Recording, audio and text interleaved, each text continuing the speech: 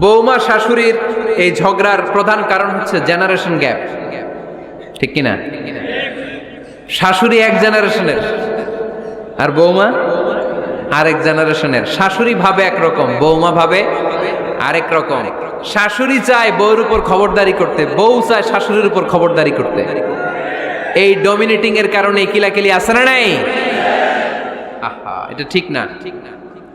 আমার শাশুড়ি মায়েরা যারা আছেন, প্রথমে শাশুড়ি দিয়ে শুরু করি। আমার মাইকের আওয়াজ যে ঘরগুলোতে যায়, আমার শাশুড়ি মাদেরকে বলবো, বউদের উপর অত্যাচার করবেন না। ছেলেরে প্রশ্ন করে, তোর কাছে তোর বউ বড় না আমি বড়? আছে না নাই? এটা একটা প্রশ্ন হইল।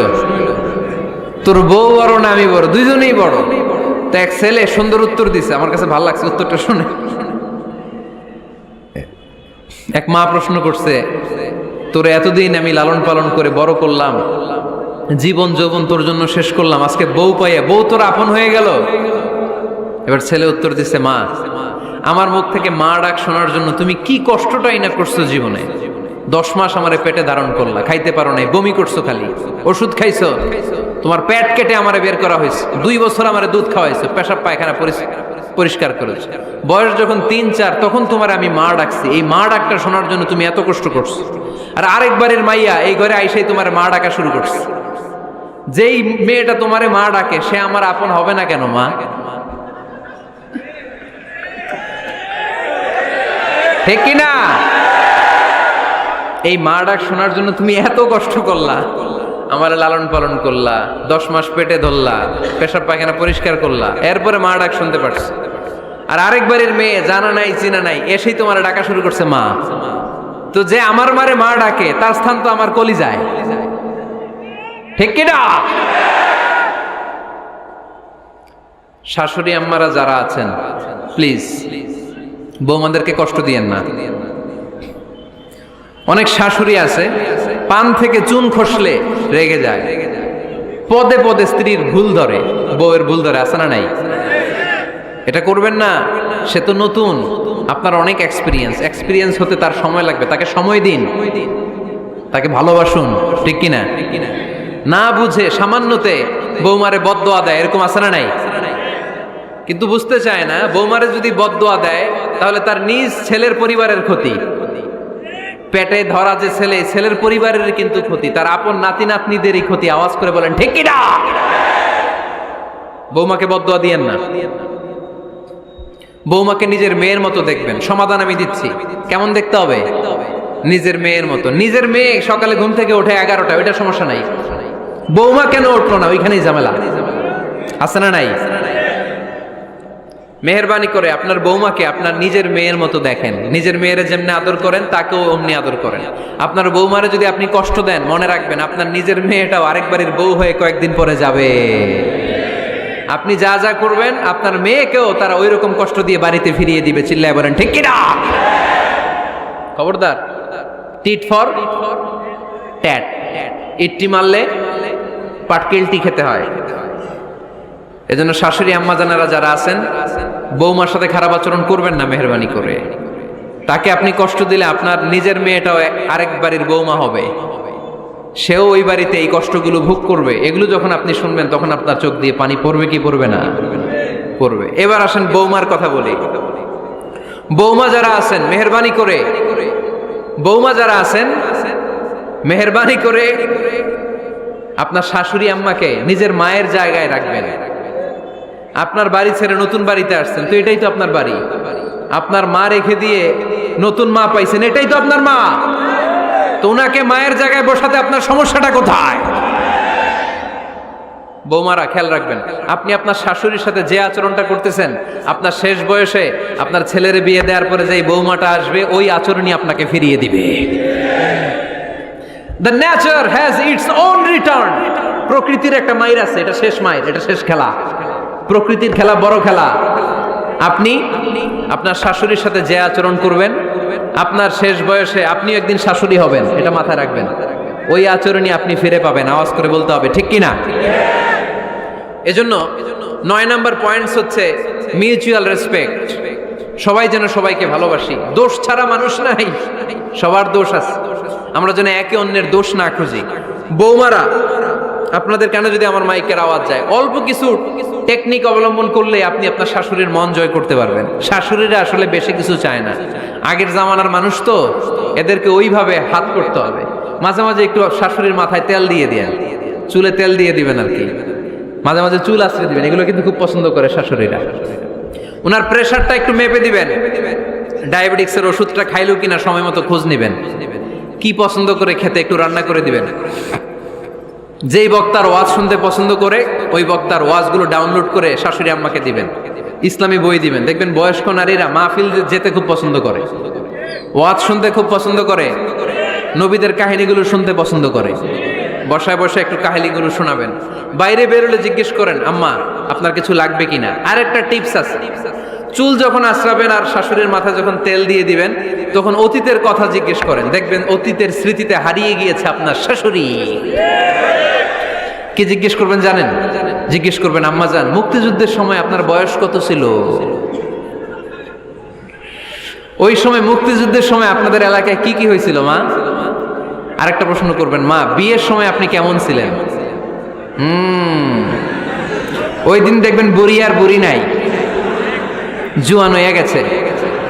ওই দিন বলবে, মা আমি অনেক সুন্দরী ছিলাম, আমার মাথায় অনেক চুল ছিল, আজকে নাই।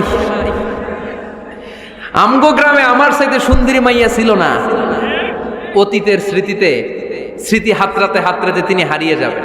জিজ্ঞেস করবেন যে, মা শীতকালে আপনাদের দেশে কি পিঠা বানাতেন আপনি যখন ছোট ছিলেন, আপনার বাপ চাচারা কি করতো? এগুলো জিজ্ঞেস করলে উনি স্মৃতির পাতা হাতরাতে হাতরাতে চোখ দিয়ে দাঁড় দাঁড় করে ওনার পানি ঝরতে শুরু করবে। আপনার জায়গায়, ওনার হৃদয়ের মনি কোঠায় এমন জায়গায় পৌঁছবে, আপনার ছাড়া উনি কিছুই বুঝবে না। বৌমারা, এই অল্প কিছু টিপস অবলম্বন করে আপনারা আপনাদের শাশুড়ির মনকে জয় করতে পারেন। শাশুড়ি বৌমার দ্বন্দ্ব আমরা চাই না, আমরা চাই শাশুড়ি বৌমাকে নিজের মেয়ের মতো জানো, আর বৌমার শাশুড়িকে আপন মায়ের মতো ভালোবাসুক, ঠিক কিনা? এই মিউচুয়াল রেসপেক্টই পারে শাশুড়ি বৌমার দ্বন্দ্বকে দূর করতে, আর ঘরটারে শান্তির টুকরা বানাতে। আওয়াজ করে বলেন ঠিক কিনা? কয়টা গেল? আর আছে কয়টা? দোয়া করবেন একে অপরের জন্য। দোয়া, সাইয়েদনা ইব্রাহিম ফ্যামিলির জন্য দোয়া করতেন, রব্বি জাআলনি মুকিমাস সালাতি ওয়া মিন যুররিয়াতি রব্বানা ওয়া তাকাব্বাল দুআ। ও আল্লাহ, আপনি আমার নামাজ কায়েমকারী বানান, আমার কলিজার টুকরা সন্তান ইসমাইলকেও নামাজ কায়েমকারী বানান, আমার দোয়াটা আপনার দরবারে আপনি কবুল করে নেন। সুবহানাল্লাহ পড়েন। রব্বানা إني أسكنت من ذريتي بواد غير ذي زرع عند بيتك المحرم। ও আল্লাহ, আমার সন্তান সন্ততি, আমার ফ্যামিলিকে ধুধু মরুপ্রান্তর এই উপত্যকার মধ্যে তোমার কাবা ঘরের সামনে রেখে গেলাম, তাদেরকে তুমি নামাজ কায়েমকারী বানিয়ে দিও।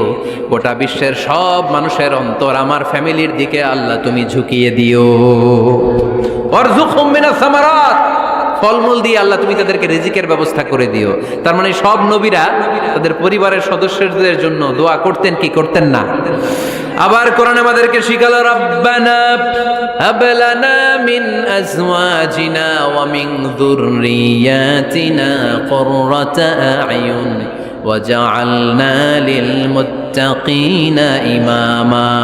ও আল্লাহ, এমন নেককার সন্তান, এমন নেককার স্ত্রী আপনি আমাকে দান করেন যাদের দিকে তাকালে আমার চোখ দুইটা ঠান্ডা হয়ে যায়। চক্ষু শীতলকারী স্ত্রী দেন। বিয়ে যাদের হয় নাই, ইয়াং ছেলেরা এই দোয়াটা করবা। বিয়ের জন্য দোয়ার দরকার আছে না নাই? প্রতিদিন এই দোয়া করবা, আল্লাহ এমন স্ত্রী দেন, এমন জীবন সঙ্গিনী আপনি আমাকে দেন, এমন লাইফ পার্টনার দেন যার দিকে তাকালে আমার চোখ জুড়িয়ে যায়। এমন সন্তান আল্লাহ আপনি আমার ফ্যামিলিতে দেন যাদের দিকে তাকালে আমার চোখ দুইটা ঠান্ডা হয়ে যায়। নেককার সন্তান, নেককার স্ত্রী আল্লাহর কাছে দোয়া করে চেয়ে নিতে হয়। তাহলে ফ্যামিলি মেম্বার একে অপরের জন্য দোয়ার দরকার আছে না নাই? বাবা দোয়া করবে ছেলের জন্য, ছেলে করবে বাবার জন্য, মা দোয়া করবে মেয়ের জন্য, মেয়ে করবে মায়ের জন্য, ভাই করবে বোনের জন্য, বোন করবে ভাইয়ের জন্য। দোয়ার দরকার আছে না নাই? দোয়া করবেন সবাই সবার জন্য। এই যে কোরআনের বঙ্গানুবাদ পাওয়া যায় না এখন, কথা বলেন। স্মার্টফোন আছে কার কার দেখি? হ্যাঁ, কারা কারা স্মার্ট দেখি? হাজার হাজার স্মার্ট, মাশাআল্লাহ। এই স্মার্টফোনের ভেতরে আল কোরআন নামে বাংলায় কোরআনের একটা অ্যাপস পাওয়া যায়। কথা বলেন, পাওয়া যায় কি যায় না? আজকে থেকে এই অ্যাপসটা ডাউনলোড করে প্রতিদিন 1 আয়াত 2 আয়াত 3 আয়াত করে পড়া শুরু করে দেন। বাঁচতে হলে পড়তে হবে, বাঁচতে হলে জানতে হবে, ঠিক কি না? এই স্লোগান আমাদেরকে শিখায়। এই স্লোগান তো আল্লাহ, এই স্লোগান দিয়েই তো আল্লাহ কোরআন শুরু করছে, ইকরা বিসমি রাব্বিকাল্লাযী খালাক। বাঁচতে হলে জানতে হবে, বাঁচতে হলে পড়তে হবে, পড়ার কোনো বিকল্প নাই। আওয়াজ করে বলেন ঠিক কি না? সুজানগরের ভাইয়েরা, মোবাইলের অ্যাপসের ভিতরে আমরা কোরআন রাখতে রাজি আছি তো সবাই? হাদিসের অ্যাপস ডাউনলোড করতে রাজি আছি তো? বাস রাজি আছি, ডাউনলোড করে রাইখা দেবো, আর কেউ পড়বো না নাকি?